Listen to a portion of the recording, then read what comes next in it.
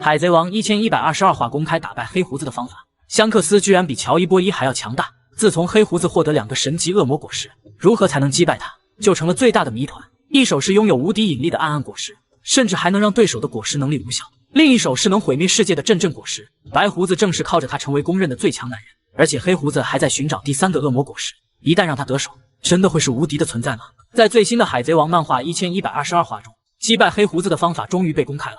巨大机器人艾米特为了掩护草帽一伙，释放乔伊波伊封存在他体力的霸王色，直接将吴老星从恶魔形态打回原形。可见霸王色可以让恶魔果实能力失效。当初香克斯在和之国近海释放霸王色，击中海军大将绿牛之后，直接让他从怪物形态变成人类模样。如此可以确定一点，在强大的霸王色攻击下，能力者也无法持续使用恶魔果实力量。虽然黑胡子拥有2个堪称神级的果实，只要释放出强大的霸王色攻击他，果实能力也无法在战斗中起到效果，最终还是回归到霸气和体术的比拼。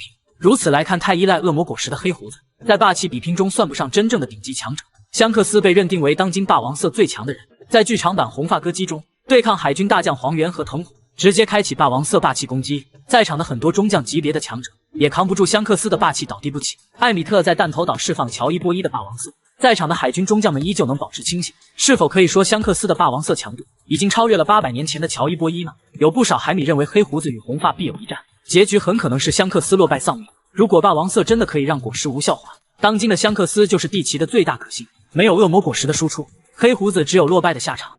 梅利号的内部结构到底长什么样？只有2个卧室能住人，居然连一张床都没有。梅利号上有2个特殊的地方，一个是船头，也就是路飞的特等座，草帽团只有他一个人能坐；另一个是橘子园，里面种了3棵橘子树，那么会细心的照料它们。成熟的橘子味道非常好，甚至会保护橘子不被路飞吃掉。梅利号上一共有2门大炮，一门是安放在船头的炮列甲板，就在路飞的特等座下面；一门在船尾部的炮列甲板，在橘子园下面。不过草帽团很少用大炮战斗。橘子园下面的一个房间充当会议室、厨房和操控室，吃饭也在这个地方。厨房的占地面积非常小，冰箱和餐桌都摆放在这个房间，冰箱旁边还有一排酒柜，放满了葡萄酒和啤酒。这里也会放一些粮食，应该是方便山治做饭吧，却很容易被路飞偷吃。会议室下面是仓库和炮列甲板，里面有大量的食物、酒和一门大炮，还有一个宝箱。那每无法带回房间的宝贝都会放在这里。从仓库可以通往浴室，其余的毛巾挂在外面，可见浴室的面积并不大。仓库的地板上有一道通往女性房间的门，上面还有一把锁，防止男生进入。路飞的特等座下面还有一个炮列甲板和仓库，主要放置一些武器和救生圈。索隆不战斗的时候，也会把他的3把佩刀挂在墙上。仓库中还有一些救生圈和杂物。乌索普的工作室也应该在这里。男生的卧室就在船头仓库的下面，面积比较大，一半是休息区，一半是睡眠区。休息区摆放着沙发和酒桶，还有一个衣服柜，里面不知道有没有衣服。睡眠区里没有摆放床，有5个吊床供男生使用，不睡觉的时候会被收起来。还有一个紧急出口，能通往女生的房间，很适合山治偷看。女生的房间与男生的房间挨在一起，不过面积就小了很多。房间里面看着比较整洁，东西摆放的也非常整齐。除了沙发和桌子，还有2个堆满书的书柜，以及娜美画航海图的地方。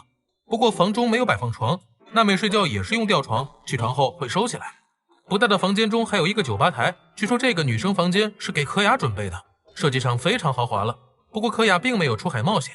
浴室的面积非常小，但设施却非常齐全，有一个专门吸水的装置，像自行车一样运转起来，还可以用来发电。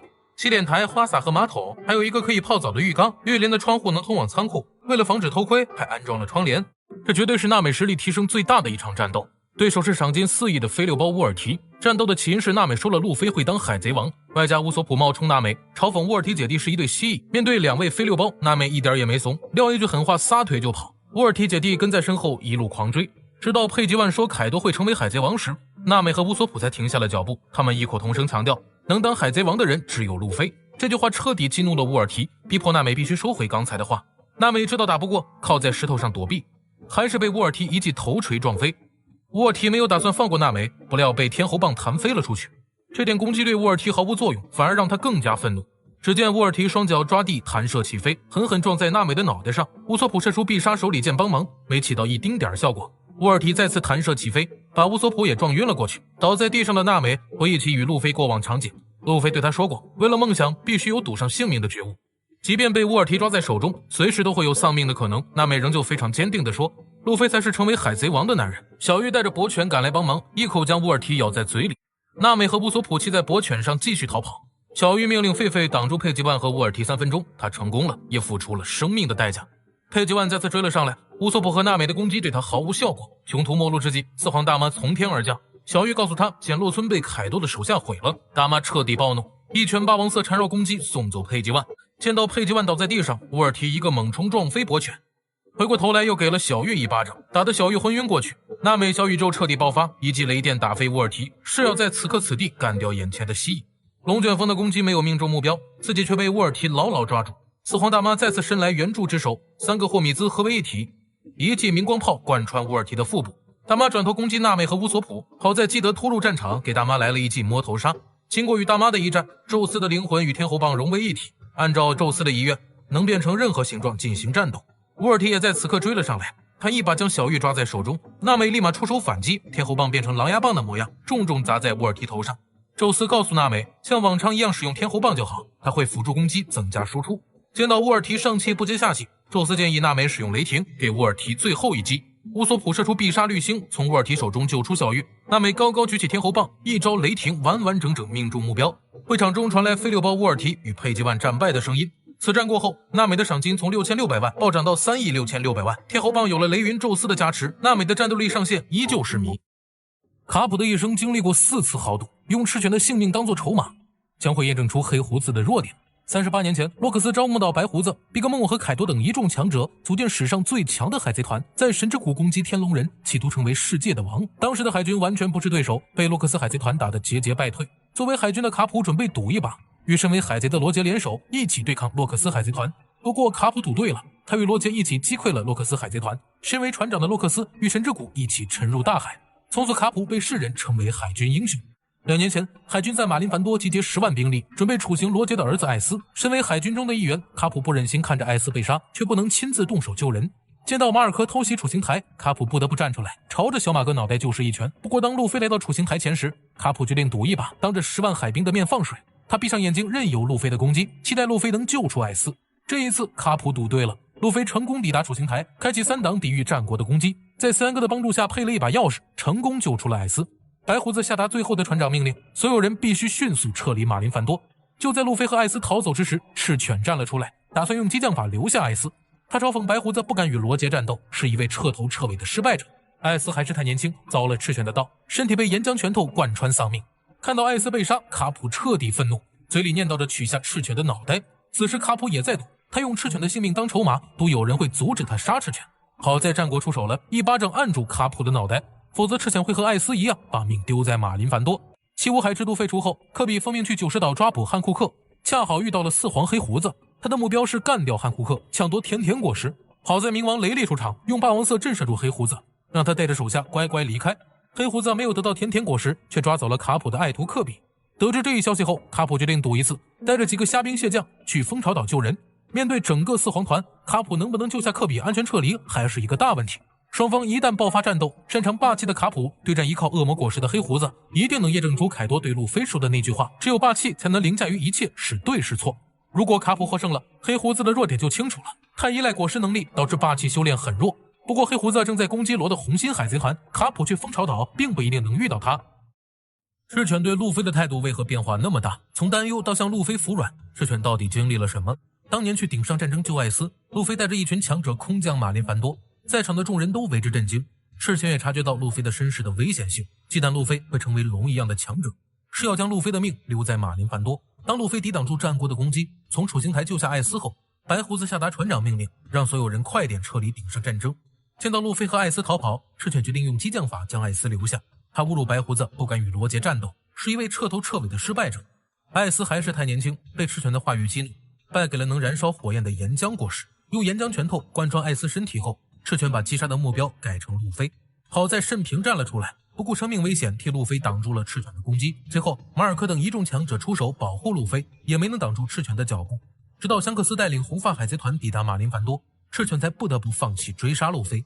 经过2年的修炼，路飞带着半个海贼团去蛋糕岛救山治，击败了最强将星卡塔库利，成功逃离比格梦海贼团的地盘。此后路飞的赏金涨到15亿贝利，也被摩根评价为第5位海上皇帝。赤犬得知此事后非常愤怒，一把抓住路飞的悬赏令将其烧毁。他非常懊悔地对黄猿说，2年前就应该在马林凡多干掉路飞。随后赤犬还说了，不管是四皇还是五皇，他都要全部干掉。不过赤犬很快就打了自己的脸，得知路飞去和之国挑战凯陀时，黄猿立马请求出差，表示要去和之国走一趟。赤犬却以和之国存在不明战力为由，让黄猿不要轻举妄动。他在忌惮和之国强大的武士，也是在忌惮世界最强生物凯多。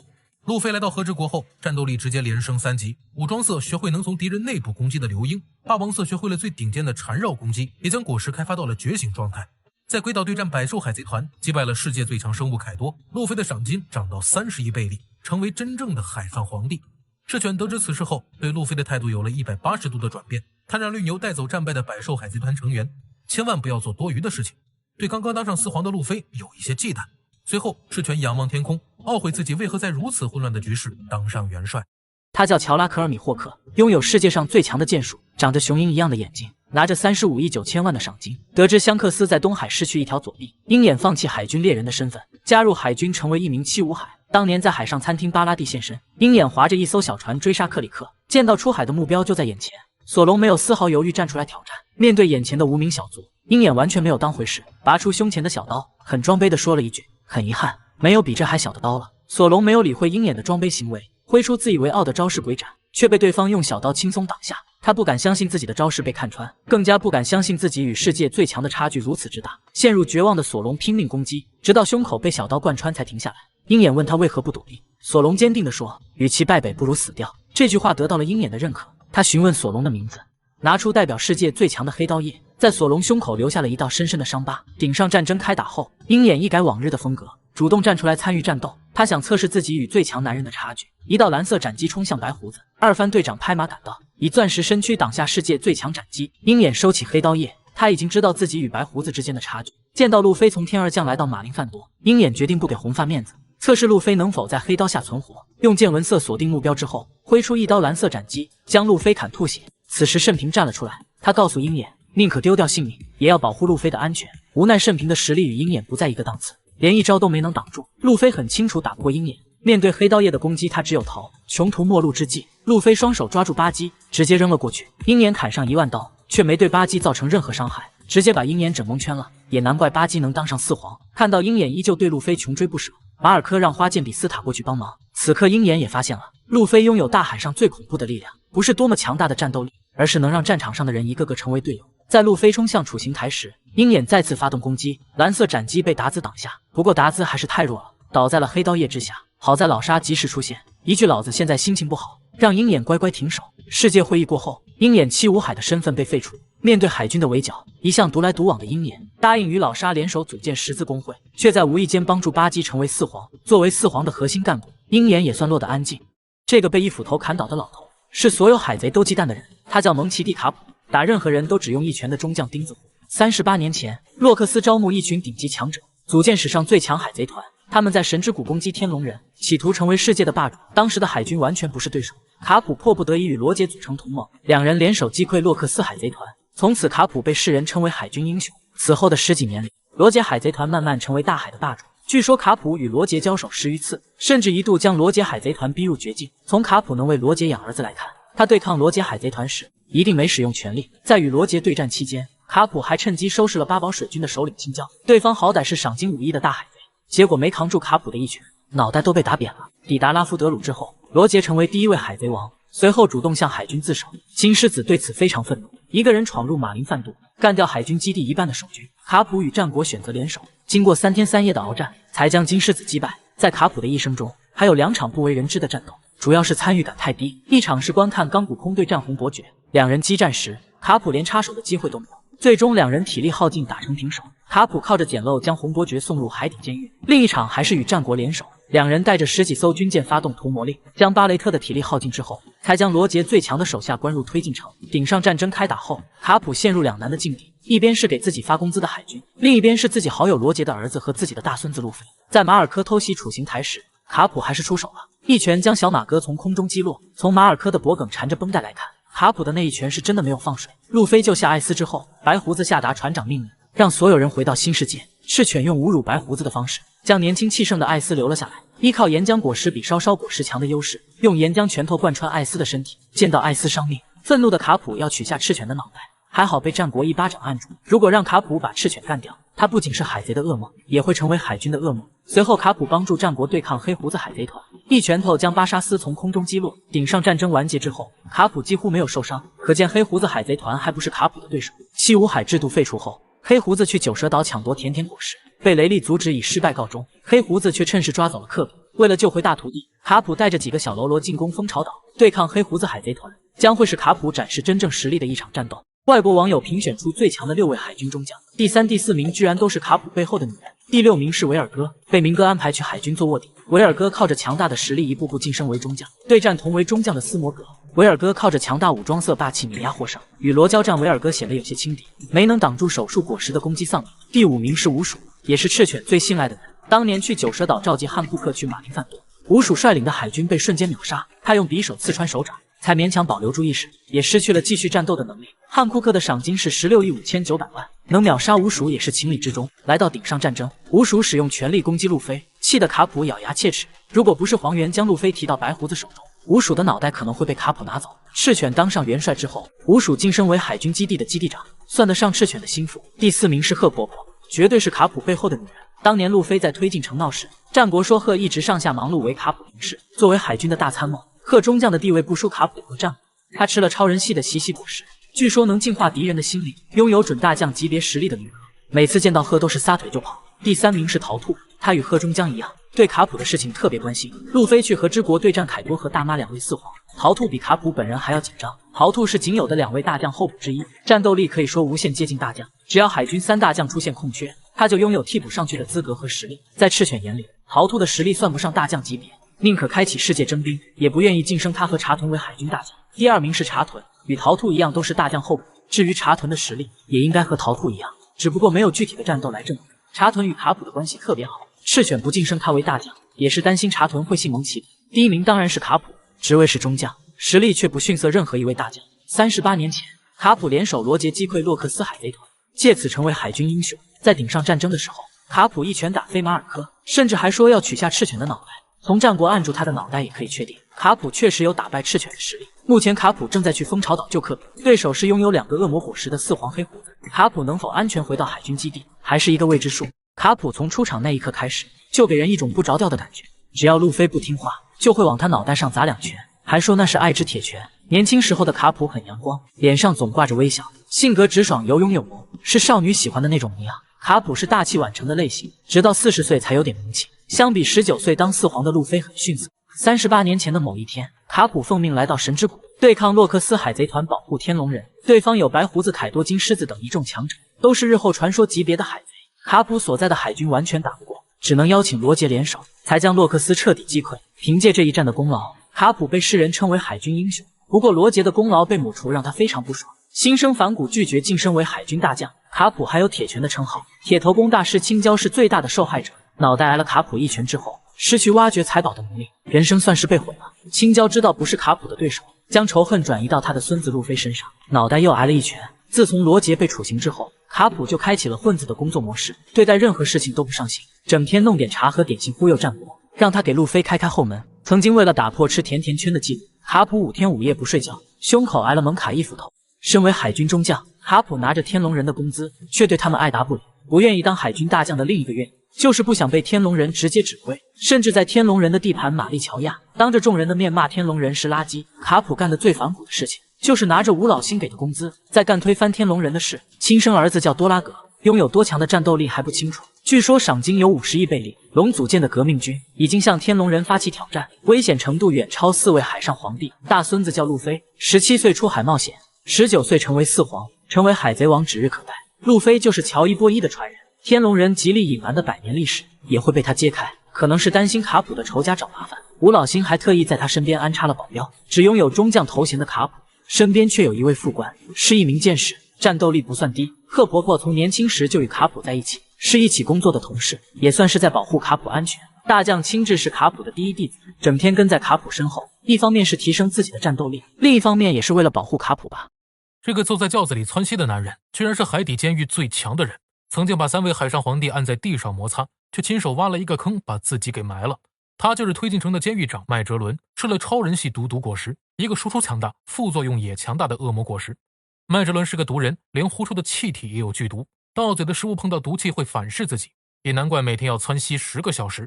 敌人一旦被毒液碰到，就必须用特制的解药才能活命，否则只有死路一条。如此老毒物，也有仰慕他的女人。小萨蒂一直想给麦哲伦生猴子，不过能征服麦哲伦的女人，应该也只有雷九了吧。别看麦哲伦长得5大3粗，内心也是个老色批。见到女帝立马山治附体，面红耳赤，内心小鹿乱撞。当年路飞来到推进城，起初麦哲伦并没有多理会，谁料路飞自带招募队友属性，同伴越来越多，闹得推进城彻底大乱。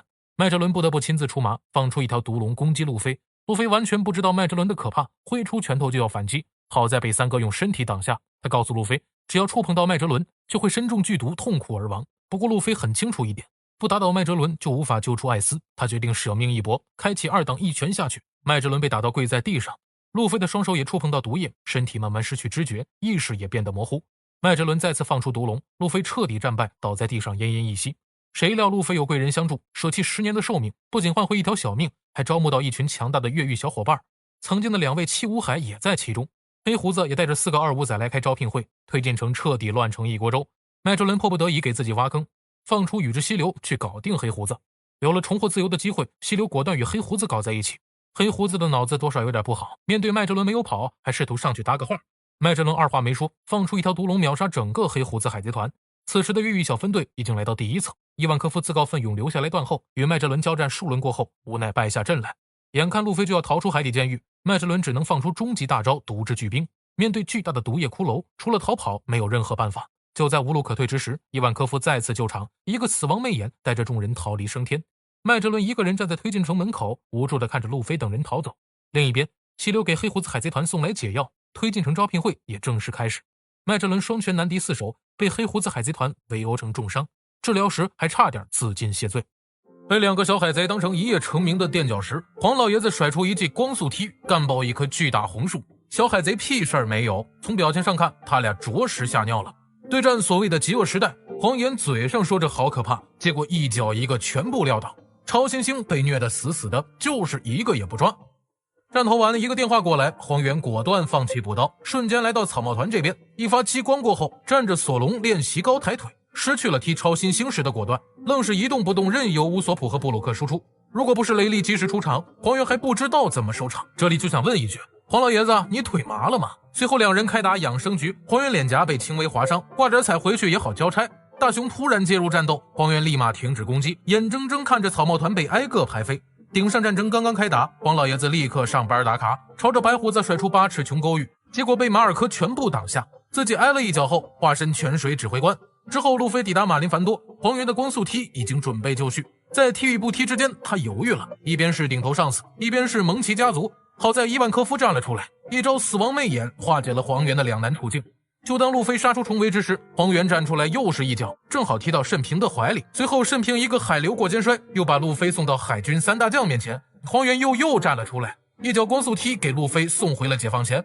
谁知道路飞的头太铁，被2个中将轮番殴打，眼看就要跨过奈何桥了，黄猿又出现了，一脚下去不偏不倚，正好将路飞踢到白胡子手中。在众人的帮助下，路飞距离艾斯只有1步之遥。黄猿准备光速移动阻击路飞，愣是移动了5秒还待在原地，好像是在等白胡子这一刀。卡普也开始名正言顺的放水，结实挨了大孙子一拳。黄猿看在眼里，明白在心里，激光能射穿路飞的脑袋，偏偏打断一把钥匙。见到巴基抱着慎平和路飞逃走，黄猿用激光点了一下，这一次又没打脑袋。对罗的潜水艇出手，科比大喊了一声，黄猿的技能成功被打断。回头又想继续攻击，本贝克曼使用不许动过时，黄猿立马举起双手假装投降，却趁机甩出了一记8尺描边玉，无数个光点与潜水艇擦肩而过。海贼王中一共出现过11位七武海，其中有4个人丢掉了7件宝贝，索隆得到1件，战斗力被加强，明哥造就2位恶魔果实觉醒者。当年在罗杰船上当实习生，巴基得到一张藏宝图和1颗恶魔果实，他想着卖掉恶魔果实，搞1亿贝利当启动资金去寻找宝藏。就在巴基筹划未来之时，香克斯突然出现，吓得他吞下恶魔果实，宝藏图也掉入大海之中。巴基奋不顾身跳入大海，不料已经变成了旱鸭子。小命虽然被香克斯保住了，宝藏图却彻底丢了。明哥一生最悲催的事情，不是被路飞打败关入推进城，而是丢掉3颗神级果实。第一个是手术果实，价值50亿贝利，还能让人获得永生。当年明哥收留罗，目的是让罗吃下手术果实，给自己做永生手术。好在罗被克拉松感化，脱离唐吉诃德海贼团，让明哥的计划失败。罗也没有浪费手术果实，在鬼岛对战四皇大妈展示了果实觉醒能力。离开和之国后，罗与四皇黑猴子单挑，目前还没有落败。第二个是金果实，被太佐罗抢走后也开发到觉醒状态。太佐罗用金钱奴役天龙人，当生命受到威胁时，吴老星也得派 CP0 去保护他。第三个是烧果实，明哥利用它对付路飞，不料被萨博得到。吃下烧果实后，萨博与大将藤壶不分伯仲，或许能开发到觉醒状态。莫利亚算是最弱七武海，年轻时期也想过当海贼王，在和之国挑战凯多失败，全部伙伴被杀害。逃离和之国之前，莫利亚做了摸金校尉，偷走了黑刀秋水和龙马的尸体。索隆在恐怖的3维帆船得到秋水，战斗力得到不小提升。莫利亚还有约翰团长的宝藏图，佩罗娜将它放在了桑尼号上，后来被路飞得到，在推进城送给了巴基。里面的宝藏应该不多，不然巴基也不会去找老沙借钱。为了将四皇凯多拉下马，罗在顶上战争完结后，用100个海贼的心脏换取七武海之位。联手路飞在德雷斯罗萨打败明哥，又陪同路飞去和之国击败凯多。不过罗将会丢掉一件宝贝，就是从凯多那里得到的历史正文。目前黑胡子正在攻击红心海贼团，目标就是抢走罗手中的历史正文。一旦罗战败，历史正文会丢失，他的手术果实应该也会被黑胡子拿走吧。当年在香波地群岛，雷利划伤大将黄猿的脸颊，是黄猿一时大意，还是战斗力比雷利差一点呢？作为海贼王的副船长，雷利到底有多强，一直没有准确答案。38年前，罗杰与卡普联手击溃洛克斯海贼团，雷利有没有参与战斗，以及对手又是谁，剧情中都没有明确介绍。后来与白胡子海贼团大战，雷利的战斗画面也非常少，用一根手指头挡住少年马尔科，告诉对方最强2把手真正的实力。罗杰将海贼团解散后，雷利负责把玉田送往和之国。在分别时，雷利询问玉田要不要帮忙，也表明雷利有自信搞定凯多。随后的几十年里，雷利一直隐藏在香波地群岛，找到前九蛇海贼团船长夏奇当女伴，不是逛赌场就是喝酒，直到路飞大闹拍卖场，一拳揍飞天龙人查尔罗斯胜，雷利才出面小秀了一波实力，用霸王色震晕在场的天龙人。卡普得知雷利在香波地群岛露面后，对雷利的实力评价特别高。他说即便是海军中的老将，对上雷利也得做好充分的心理准备。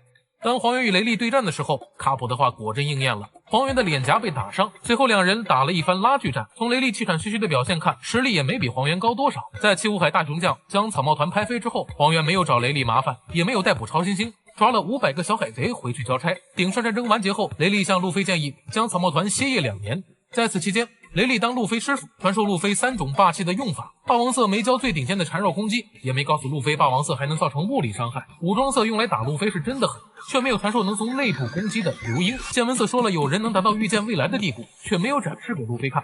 不过在对战4档路飞的时候，雷利仅仅用了1拳便搞定了对方。从路飞用4档打败明哥来看，是否可以说雷利能轻松打赢多布朗明哥？七武海制度废除之后，黑胡子马不停蹄地带人来到九蛇岛。果然不是基于汉库克的美色，而是盯上了超人系甜甜果实。得知大徒弟老婆有麻烦，雷利带着老情人夏奇赶到九蛇岛，开启强大霸王色震慑黑胡子，让对方乖乖听从自己的建议。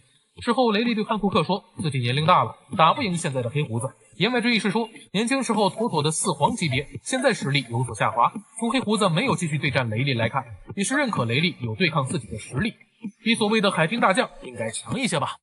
离开和之国后，香克斯正式加入大秘宝的争夺战。他带领红发海贼团来到艾尔巴夫，正在抢夺基德手中的历史正文。